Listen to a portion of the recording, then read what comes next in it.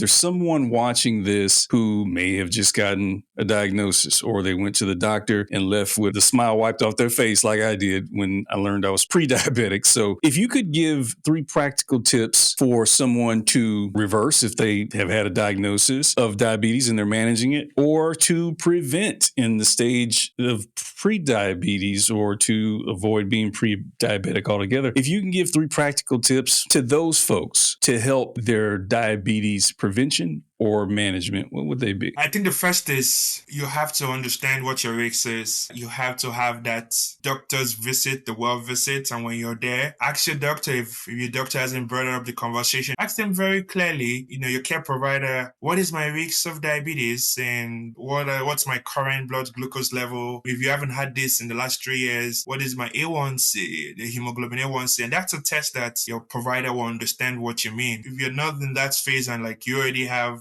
diabetes, you already have type 2 diabetes, or you have type 1 diabetes, I want you to understand that there are tools now that can help you. One of those tools that we'll feel very passionate about, it's what we call the continuous glucose monitors, or CGM. What they are small devices that you can attach to.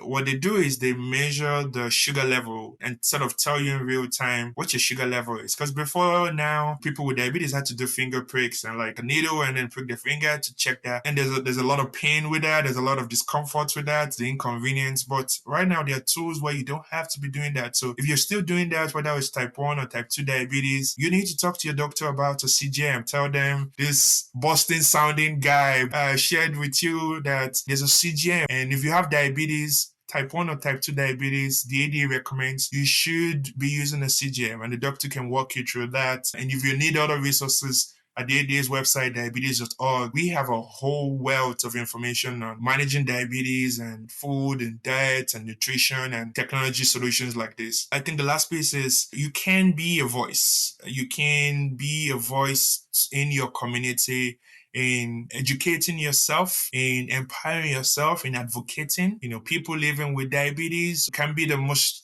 effective advocates because you want to reduce your risks. So you want to make sure that how do we push for solutions on the community level and on the societal level to reduce your risk for complications or to increase your chances of being able to live a healthier life there. So the third piece is use your voice. There are ways you can stay engaged, ways you can stay active, ways you can volunteer your time and your voice, because we truly need everyone and to take all of us together. So understand your risks, ask about solutions that can help you manage diabetes better. And most importantly for me, you have a strong voice. Please use it because we need you in this fight.